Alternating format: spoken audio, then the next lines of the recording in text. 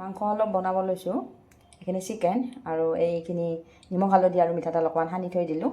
তাৰপিছত এই এনেকুৱা দীঘলীয়া দালচেনি, এই দালচেনিটো খুব ভাল ইয়াৰে অকণমান দালচেনি মই ঠিক কৰি ল'লোঁ। মছলাৰ কাৰণে মই এইখিনি আটাখিনি গোটাই লৈ মই ৰোষ্ট কৰি ল'ম।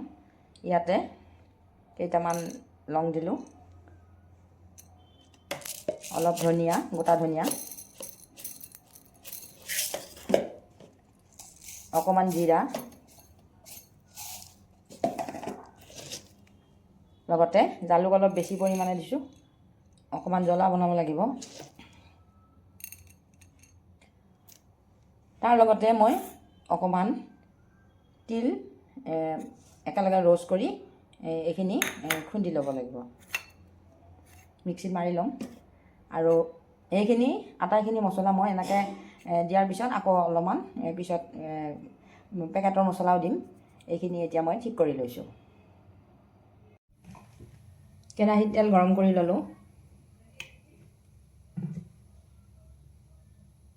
তেলখিনি গৰম হওঁতে শুকান জলকীয়া দিছোঁ, তেজপাত দিলোঁ, লগতে অলপ পিঁয়াজ দিলোঁ।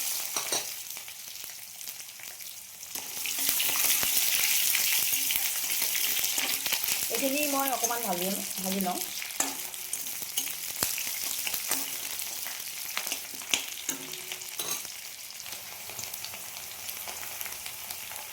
আলু দিলোঁ, আলু বেছি নিদিওঁ বাৰু।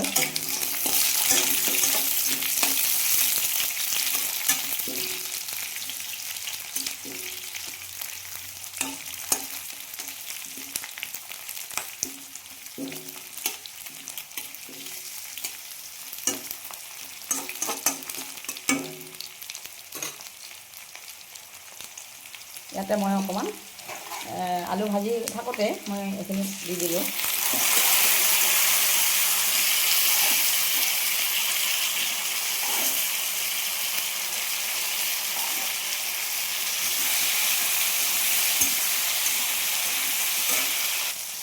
এইখিনি অলপ ভজা হৈছে। এতিয়া মই ইয়াতে কোমোৰা দি দিছোঁ, পকা কোমোৰা।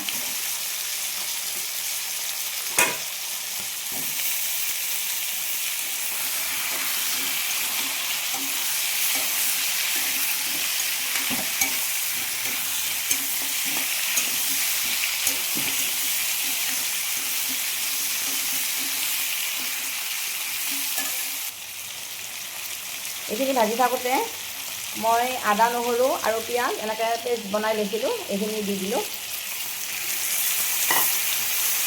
পিঁয়াজ আগতেও ভাজিছোঁ আৰু দুটা পিঁয়াজ মই এনেকৈ পেষ্ট বনাই লৈছোঁ আদা, নহৰুৰ লগত।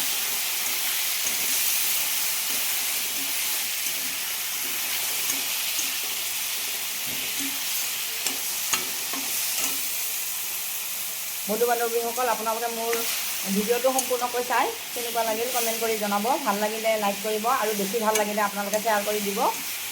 আৰু মোৰ চেনেলটো ছাবস্ক্ৰাইব কৰিব বুলি আশা কৰিলোঁ, আপোনালোকলৈ অনুৰোধ কৰিলোঁ যাতে মোৰ চেনেলটো আপোনালোকে ছাবস্ক্ৰাইব কৰি লয়। আৰু তেতিয়া আপোনালোকে মোৰ সম্পূৰ্ণ ভিডিঅ'টো চোৱাৰ পিছত কমেণ্ট কৰিলে আগৰ ভিডিঅ'সমূহ মোৰ দিবলৈ মোৰ ভাল লাগিব।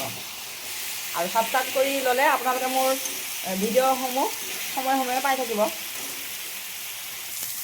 এইখিনি মই অলপ সময় ভালদৰে ভাজি লৈছোঁ।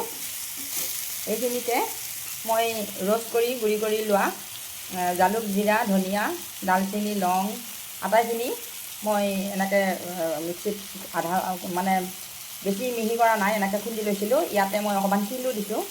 এইখিনি খুন্দা মছলাখিনি মই ইয়াতে দি দিলোঁ।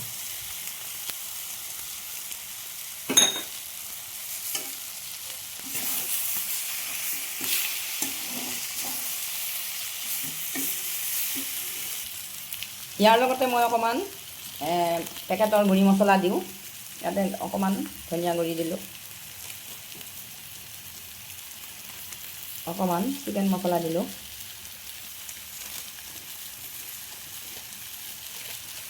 লগতে অকণমান মিট মছলা দিলোঁ। মিট মছলা দিলেও খাই ভাল লাগে। আৰু অকণমান গৰম মছলাও দিলোঁ। গৰম মছলাটো পিছতো দিব পাৰি, পিছত অলপ দিম আৰু এতিয়া মই এইখিনিত অকণমান পানী দি দিম।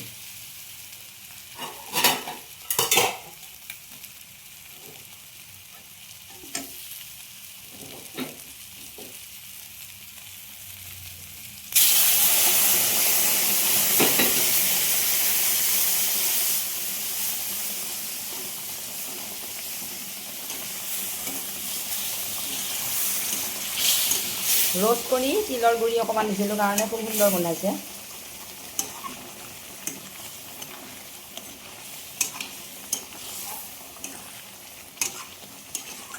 ভিডিঅ'টো কেনেকুৱা লাগিল আপোনালোকে ভাল পায় যদি লাইক কৰিব,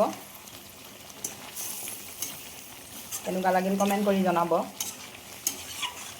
আৰু মোৰ চেনেলটো ছাবস্ক্ৰাইব কৰিবলৈ আপোনালোকক অনুৰোধ কৰিলোঁ। ৰংটো ভালেই লাগিছে, তিল দিয়া মাংসৰ তৰকাৰীখন এনেকুৱা হৈছে। মই এতিয়া আৰু অলপ পানী দি এইখন সিজিব দিম।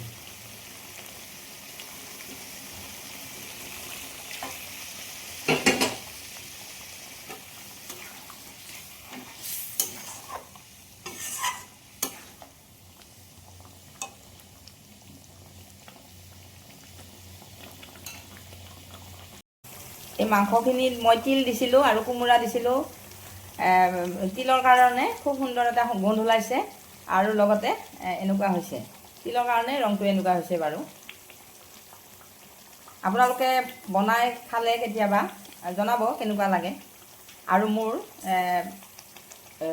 এই ভিডিঅ'টো সম্পূৰ্ণকৈ যিসকলে চাইছে তেওঁলোকক মই অশেষ ধন্যবাদ জনাইছোঁ। গেছটো অফ কৰি মই এইখিনি অকণমান ঠাণ্ডা হ'ব দিছোঁ আৰু এতিয়া মই অকণমান ধনিয়া দি দিলোঁ। ধনিয়া দিলেও ভাল লাগে খাই, ধনিয়াৰে মই গাৰ্নিছ কৰি দিলোঁ।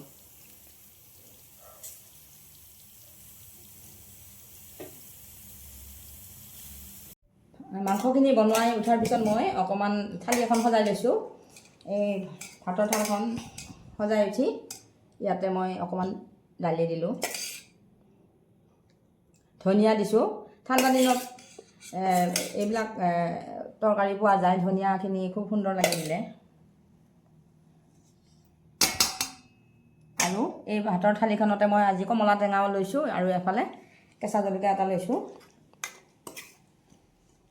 কোমোৰা আৰু তিল দি এই মাংসখন বনালোঁ। আপোনালোকে এনেকৈ বনাই খাই চাব কেনেকুৱা লাগে। আৰু যিসকলে খাইছে তেওঁলোকক কোৱা নাই, আৰু যিসকলে খোৱা নাই তেওঁলোকে খাই উঠি জনাব, কমেণ্ট কৰিব। তিল দিয়াৰ কাৰণে সুন্দৰ ৰং এটা হৈছে, যদিও ক'লা হৈছে টেষ্টটো খুব সুন্দৰ।